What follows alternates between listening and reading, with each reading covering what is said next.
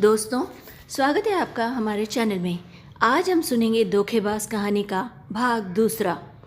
कहानी के पहले भाग में आपने सुना कि कैसे अपनी ही गलती और लड़कपन की वजह से अभय एक बहुत ही बड़ी मुसीबत में फंस गया। एक धोखेबाज लड़की भैरवी के चक्कर में फंस गया था और वह दिन रात उसे ब्लैकमेल करके लगातार परेशान कर रही थी। भैरवी ने अभय की जिंदगी को पूरी तरह से नरक बना दिया था और वह किसी से भी कुछ कह भी नहीं पा रहा था। आखिर किससे अपना दिल का हाल कहे। एक दिन बातों ही बातों में भैरवी ने बताया कि उसके पापा प्राइवेट जॉब में थे। कोरोना के कारण वह नहीं रहे तो घर चलाने के लिए उसे अपने सपने त्याग कर यह जॉब करनी पड़ी थी। अभय के पूछने पर वह बोली कि उसका सपना तो पायलट बनने का था, मगर आज एक छोटी सी नौकरी करने को मजबूर है, आखिर घर को संभालना जो है। फिर उसने यह भी बात बताई कि उसके घर में माँ पापा के अलावा एक छोटा भाई भी है और उन सब की सारी जिम्मेदारी अब भैरवी पर ही है। उसकी बातों से अभय काफ़ी इम्प्रेस हुआ था और बोला था कि कौन कहता है कि लड़कियां बोझ होती हैं अपने माँ बाप पर, बल्कि वे तो अपने माताजी और पिताजी का अभिमान होती हैं और वक्त पड़ने पर उनका सहारा भी बन सकती हैं, जैसे कि तुम बनी हो। भैरवी के पूछने पर अभय ने उसे बताया कि वह यहीं दिल्ली में ही एक बड़ी कंपनी में मैनेजर की पोस्ट पर कार्यरत है। अच्छी खासी आमदनी थी उसकी और उसके पापा पटना में SBI में ब्रांच मैनेजर हैं। माँ हाउसवाइफ हैं और एक छोटा भाई है जो बेंगलोर में मेडिकल की पढ़ाई कर रहा है। क्या बात है, तुम्हारी तो पूरी फैमिली ही एजुकेटेड है। अपने हाथ को हवा में लहराते हुए भैरवी उसकी बातें सुनकर बोली थी। हाँ, वो तो है। उस पर अभय बोला कि हाँ, उसके परिवार में चाचा, मामा और उनके बच्चे भी ऊंची ऊंची पोस्ट पर कार्यरत हैं। कई तो अमेरिका, ब्रिटेन और कनाडा में रहते हैं। उस पर आश्चर्य से भैरवी की आंखें फैल गई थी। दोनों की दोस्ती अब काफ़ी गहरी हो चुकी थी। छुट्टी में अक्सर दोनों एक साथ समय गुजारते दिख जाते थे। पहले भैरवी कभी बस तो कभी ऑटो पकड़कर ऑफिस आती जाती थी, मगर अब उसे अभय जो मिल गया था वह अभय के साथ उसी की ही गाड़ी में ऑफिस आने जाने लगी थी। एक रोज़ भैरवी ने उसे बताया कि वे यहाँ पर एक पीजी में रहती है, पर पीजी का भाड़ा बहुत ज़्यादा है। खाना भी वहाँ का खाने लायक बिल्कुल नहीं होता है। इसीलिए वह चाहती थी कि रूम शेयरिंग में अगर एक कमरा का घर मिल जाता तो बहुत अच्छा होता। उस पर अभय ने उससे बात की और बोला कि वह भी एक लड़के के साथ है जो कि उसके ही ऑफिस में काम करता है, रूम शेयरिंग में ही रहता है, लेकिन अब उसकी शादी हो रही है, इसीलिए वह उसका साथ छोड़ने जा रहा है। उसे अब अकेला ही रहना पड़ेगा, तो क्यों न भैरवी उसके साथ आकर रहने लगे। आइडिया अच्छा था। तय हुआ कि दोनों आधा आधा किराया देंगे और खाने पीने का खर्चा भी मिल बांट कर दोनों आपस में साथ में उठाएंगे। अब दोनों साथ साथ एक साथ रहने लगे थे। घर बाहर के कामों में भी वे एक दूसरे का पूरा सहयोग करते। साथ रहने से जल्दी ही दोनों के बीच की सारी औपचारिकताएं भी मिट गईं, लेकिन पहल हमेशा भैरवी की तरफ से होती थी और अंजाम तक पहुंचने में अभय उसका भरपूर सहयोग करता था। कोई चूक न हो जाए इस बात की दोनों पूरी सावधानी बरतते थे। नहीं, भविष्य में इन्हें कोई बंधन में नहीं बंधना था। दोनों यही चाहते थे। यह तो बस जिंदगी के मज़े ले रहे थे। अभय के पास पैसों की कोई कमी नहीं थी। वह घर से भी काफ़ी संपन्न व्यक्ति था, लेकिन भैरवी पर अपने परिवार की पूरी जिम्मेदारी थी। इसीलिए अभय जहाँ तक हो पाता उससे घर खर्च के पैसे बिल्कुल नहीं लेता था। घर का भाड़ा भी अक्सर वही अकेले ही भर दिया करता था। इस बात के लिए जब भैरवी उसे थैंक्स कहती तो अभय हंसते हुए कहता, दोस्ती में no thank you, no sorry, और फिर दोनों ठहाके मारकर एक साथ हंस पड़ते थे। छुट्टियों पर अभय अक्सर भैरवी को लॉन्ग ड्राइव पर ले जाता था। मॉल ले जाकर उसे शॉपिंग करवाता, होटलों में खाना खिलाता और बदले में भैरवी उस पर अपना तन मन पूरी तरह से लुटाती थी।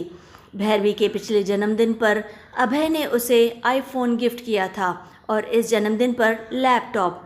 बदले में भैरवी ने भी उसे एक बढ़िया सी वाइट शर्ट खरीद कर दी थी। दोनों अपनी अपनी लाइफ पूरी तरह से और अच्छे से एंजॉय कर रहे थे। कोई टेंशन नहीं, बस मौज ही मौज। साथ रहते हुए 3 साल कैसे हवा की तरह उड़ गए उन दोनों को पता ही नहीं चला। अच्छे पैकेज पर अभय ने मुंबई की एक बड़ी कंपनी अब ज्वाइन कर ली थी और उधर भैरवी ने दिल्ली में कोई दूसरी नौकरी पकड़ ली जो पहले से ज़्यादा पैसा दे रहा था। लेकिन दोनों अब भी संपर्क में बने हुए थे और आपस में एक दूसरे का हाल चाल ज़रूर लेते थे। उनका जब भी मन करता एक दूसरे से मिलने तक आ जाते और अपनी भूख शांत करके तृप्त हो जाते। वैसे भी दिल्ली और बम्बई की आखिर दूरी है ही कितनी। एक रोज़ जब अभय ने बताया कि उसकी शादी तय हो गई है तो भैरवी खुश होते हुए उसे शादी की बधाई देते हुए बोली कि वह उसे अपनी शादी पर तो बुलाएगा ना। अरे यह भी कोई पूछने वाली बात है, हंसते हुए अभय ने कहा था। इस क्रिसमस की छुट्टी पर अभय ने पटना जाने का प्रोग्राम बनाया था मगर भैरवी ने उसे अचानक से जल्दी से दिल्ली बुला लिया, यह कहकर कि दोनों खूब मज़े करेंगे। अभय ने भी सोचा अब तो उसकी शादी होने वाली है तो क्यों न 1-2 दिन भैरवी के साथ मज़े करके वापस आ जाए। 3-4 दिन दिल्ली रहकर वह वहीं से सीधा पटना चला गया। रिटायरमेंट के बाद अभय के माँ पापा हमेशा के लिए यहीं दिल्ली रहने आ गए थे और अभय ने भी मुंबई की कंपनी छोड़कर फिर से दिल्ली में ही जॉब पकड़ ली थी। अभय और भैरवी के बीच पहले की ही तरह ही सब बातें नॉर्मल होती रहीं, लेकिन अभय जिस बात को इतना नॉर्मल समझ रहा था अब वह नॉर्मल बिल्कुल नहीं रही थी। उस रात अचानक भैरवी ने फ़ोन करके अभय से यह कहकर 50,000 रुपये की मांग कर दी कि उसके पापा की तबीयत बहुत ज़्यादा ख़राब है और अभी उसके पास इतने पैसे नहीं हैं। वह जल्दी ही उसके पैसे वापस लौटा देगी। और फिर इसके बाद दूसरी बार उसने अपने भाई के एडमिशन का कहकर पैसे मांगे कि अगर समय पर पैसे नहीं भरे तो एडमिशन की डेट निकल जाएगी और उसके भाई का अच्छा खासा नुकसान हो जाएगा। ऐसा कर कर के वह जब तब अभय से पैसे झटकने लगी और हर बार पैसे लेते समय वह इतना ज़रूर कहती कि वह उसके पैसे जल्दी ही लौटा देगी और अभय चाह कर भी कुछ नहीं बोल पाता। अभी तक वह धीरे धीरे करके अभय से तकरीबन 2 लाख से ज़्यादा पैसे ले चुकी थी। मगर हर बात की एक हद होती है और अभय की अपनी ज़िंदगी भी थी, उसके भी अपने खर्चे थे। इसीलिए इस बार उसने पैसे देने से साफ मना कर दिया और यह बात भैरवी को बुरी तरह से चुभ गई। अपना असली रंग दिखाते हुए बोली, वैसे अभय, हमारे नाजुक पल में मैंने कुछ वीडियो बना रखे हैं, देखोगे? कुछ तस्वीरें भी खींची थी, अभी भेजती हूँ, बताना पसंद आई या नहीं। बोलकर वह अजीब तरह से हंसी। वीडियो और तस्वीरें देखकर अभय के तो पैरों तले ज़मीन ही खिसक गई। ये सब क्या है भैरवी? प्लीज़ इन्हें डिलीट करो अभी। अभय घबराया वो सब बोला, अरे तुम तो घबरा गए, और डिलीट क्यों करूँ इन्हें? कितनी तो अच्छी हैं तस्वीरें और वीडियो तो कितना प्यारा है, देखो ना। नहीं लग रहा है कि तुम मेरे साथ ज़बरदस्ती कर रहे हो और मैं तुमसे खुद को बचाने की कोशिश कर रही हूँ, रो रही हूँ, गिड़गिड़ा रही हूँ, तुम्हारे सामने दया की भीख मांग रही हूँ और तुम मुझे दबोचे हुए हो। हाँ हाँ जानती हूँ ये सब झूठ है, बल्कि मैंने ही तुम्हें ऐसा करने को कहा था, लेकिन यह बात मानेगा कौन? क्योंकि यह सब तो मेरी एक चाल थी। ये वीडियो और फोटो तो यही बता रहे हैं कि तुम मेरा बलात्कार कर रहे हो। यह बोलकर भैरवी ठहाका मारकर हंसने लगी, मगर अभय को समझ नहीं आ रहा था कि भैरवी ने ये वीडियो कब और क्यों बनाया था, और तस्वीरें भी तो यही कह रही हैं कि उसने उसके साथ पूरी तरह से ज़बरदस्ती की है, लेकिन उसने तो कभी उसके साथ कोई ज़बरदस्ती की ही नहीं थी। फिर आखिर यह सब अचानक से कैसे? बल्कि जब भी उनके बीच रिश्ता बना दोनों की मर्ज़ी से ही बना था। हाँ याद आया, उस क्रिसमस पर जब वह भैरवी से मिलने दिल्ली गया था तब मजाक मजाक में भैरवी बोली थी, चलो आज हम कुछ नए तरीके से सेक्स का मज़ा लेते हैं, बड़ा मज़ा आएगा। ऐसा लगे कि तुम मेरा बलात्कार कर रहे हो और मैं खुद को तुमसे बचाने की कोशिश कर रही हूँ। भाई अच्छी एक्टिंग करना, ऐसा लगना चाहिए बिल्कुल रियल वीडियो है। ऐसे लगेगा कि मैं गिड़गिड़ा रही हूँ तुम्हारे सामने, दया की भीख मांग रही हूँ। उस पर अभय ने हंसते हुए बोला भी था कि ये सब नाटक करने की क्या ज़रूरत है भैरवी? उस पर भैरवी बोली थी, अरे करके तो देखो, बहुत मज़ा आएगा, कुछ तो अलग होना चाहिए ना। मगर अभय को यह नहीं पता था कि भैरवी की यह सब सोची समझी चाल है। उसने जानबूझकर अभय से ऐसा करवाया था ताकि वह वीडियो बनाकर बाद में उसे ब्लैकमेल कर सके। क्या सोच रहे हो तुम कि मैंने ये वीडियो जानबूझकर ही बनाया था ताकि मौका आने पर इसे इस्तेमाल कर सकूं? तो बिल्कुल सही सोचा तुमने।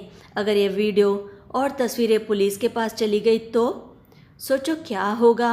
अपने अधर को टेढ़ा करके भैरवी मुस्कुराते हुए बोली, वैसे मैंने ऐसा कुछ सोचा तो नहीं है, मैं ऐसा होने नहीं दूंगी, लेकिन सोच रही हूँ मालिनी को सेंड कर दूँ, उसे बहुत पसंद आएगा।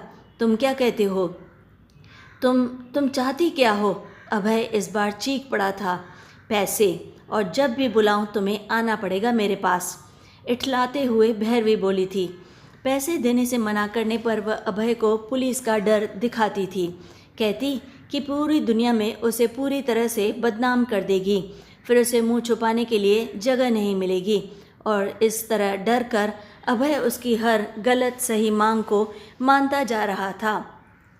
भैरवी ने उसकी हंसती खेलती जिंदगी को मजाक बनाकर रख दिया था, लेकिन अब वह इन सब से पूरी तरह से थकने लगा था। मन करता कि नींद की गोलियां खाकर सो जाए या फिर किसी ट्रेन के नीचे आकर आत्महत्या कर ले, लेकिन यह सब करना इतना आसान भी तो नहीं था। अपनी जिस शादी को लेकर अभय इतना ज़्यादा खुश था, अब उसी से उसे डर लगने लगा था। सोचता, अगर मालिनी को यह सब पता चल गया तो क्या होगा। उल्टे पुल्टे विचार आते उसके मन में और वह बुरी तरह से सिहर उठता। भैरवी के फ़ोन का स्पीकर खराब हो गया था, इसीलिए उसने अभय को व्हाट्सएप मैसेज करके एक साथ 1 लाख रुपए लेकर आने को बोल दिया था, और वह भी तुरंत। लेकिन अभय के पास सच में इस बार पैसे नहीं थे, इसलिए उसने उसे पैसे देने से मना कर दिया। फिर अंजाम क्या होगा यह भी समझ लो तुम। बड़े ही गुस्से में भैरवी ने कहा था, कल शाम 5 बजे पैसे तैयार रखना, समझे? समझ लो, नहीं तो मैं ये वीडियो और तस्वीरें पुलिस के पास पहुंचा दूंगी, और तुम्हारी उस मालिनी के पास भी। फिर मत कहना कि मैंने तुम्हें बताया नहीं था।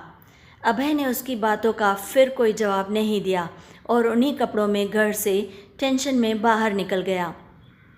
मालिनी जब अभय से मिलने उसके घर पहुंची तो माया ने बताया कि पता नहीं सुबह से वह कहाँ चला गया है, कुछ बताकर भी नहीं गया है, इसीलिए वह खुद ही उसे फ़ोन करके पूछ ले। मालिनी ने जब अभय को फ़ोन मिलाया तो उसे पता चला कि वह अपना फ़ोन घर पर ही भूल गया है। पता नहीं क्यों मालिनी का क्या मन हुआ कि वह उसका व्हाट्सएप खोलकर उसे ध्यान से देखने लगी। भैरवी और अभय का मैसेज पढ़कर पहले तो वह बुरी तरह से हक्की बक्की रह गई, लेकिन जब भैरवी का डीपी खोलकर गौर से देखा तो शॉक्ड रह गई, क्योंकि भैरवी वही लड़की थी जिसके कारण मालिनी के एक बेहद अजीज़ दोस्त श्लोक ने अपनी जान दे दी थी। उसे अच्छी तरह से वह वाक़या याद था, मगर कोई सबूत न होने के कारण पुलिस को किसी पर कोई शक नहीं हो पाया था और गुनाहगार बच निकला था। लेकिन मरते मरते श्लोक ने मालिनी को भैरवी की सारी सच्चाई बता दी थी। आज फिर वही सब अमन के साथ होते देखकर मालिनी का अचानक से खून खौल उठा। उसे डर था कि कहीं श्लोक की तरह अभय भी खुद को कुछ कर न ले। मालिनी को सब समझ में आने लगा था कि अचानक अभय के साथ यह क्या हो गया है और उसका व्यवहार इतना क्यों बदल गया है।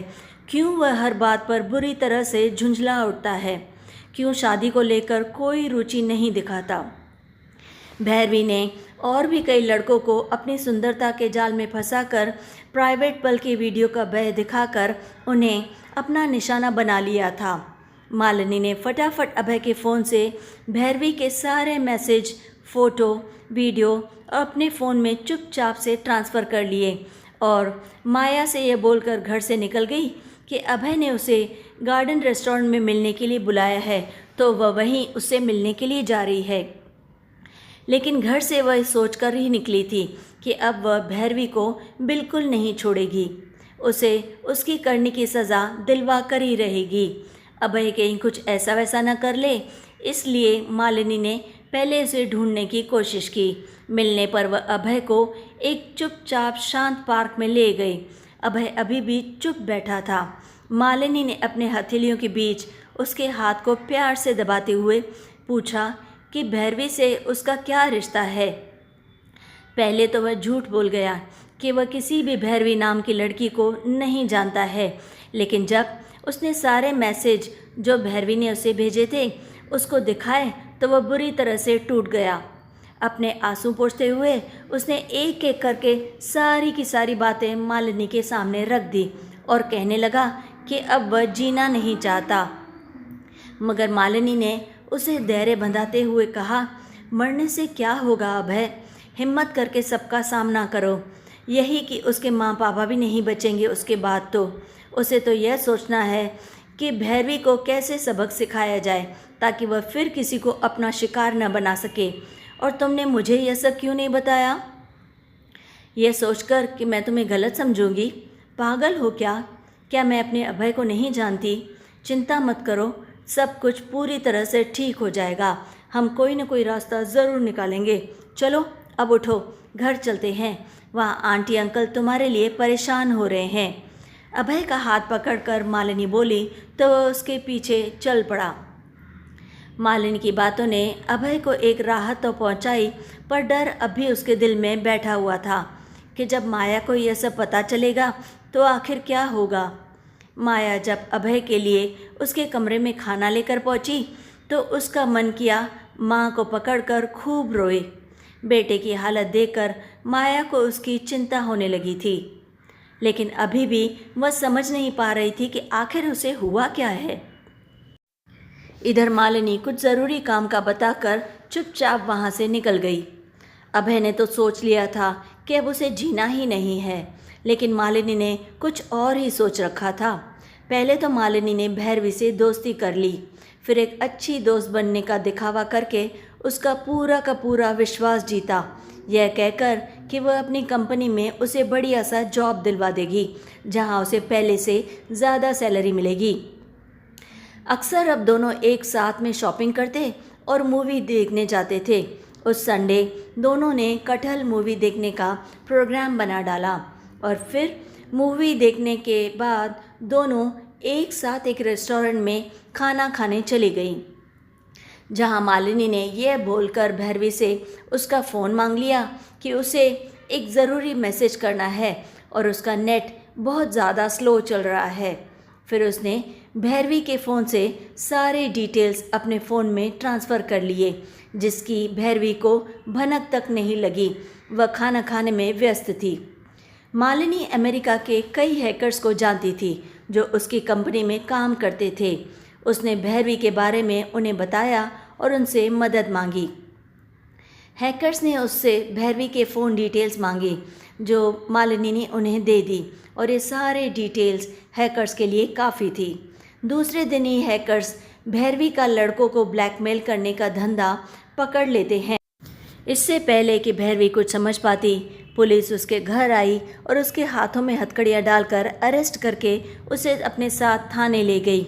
वह तो सोच भी नहीं सकती थी कि मालिनी ने सिर्फ इसीलिए उसकी तरफ दोस्ती का हाथ बढ़ाया था क्योंकि वह उसे जेल की सलाखों के पीछे पहुंचाना चाहती थी और जिसमें आज वह पूरी तरह से कामयाब हो चुकी थी। खैर, जैसे को तैसा तो होना ही था और ऐसे लड़कियों के साथ तो ऐसा ही होना चाहिए। आखिर कब तक वह अपनी सुंदरता की आड़ में अभय और राहुल जैसे लड़कों का फ़ायदा उठाती रहती। अभय के चेहरे की रौनक अगर वापस आई थी तो वह मालिनी की वजह से। आज दोनों अपनी शादीशुदा ज़िंदगी में खुश हैं और भैरवी जेल की सलाखों के पीछे है। कुछ हैकर्स ऐसे भी होते हैं जो सही उद्देश्य के लिए काम करते हैं और काफ़ी लोगों की मदद भी करते हैं और उन्हें एथिकल हैकर्स या फिर वाइट हैकर्स भी कहा जाता है। तो दोस्तों, कैसी लगी आपको एक कहानी? अगर अच्छी लगे तो लाइक और शेयर ज़रूर कर दें और कमेंट्स में हमें अपनी राय भी बताएं कि आपको कहानी कैसी लगी और आप और कौन सी कहानियाँ सुनना पसंद करेंगे। और अगर कहानी अच्छी लगी हो तो इस बार आपको चैनल को तो सब्सक्राइब करना ही पड़ेगा। और फिर रोज़ की तरह लाइक, शेयर एंड सब्सक्राइब।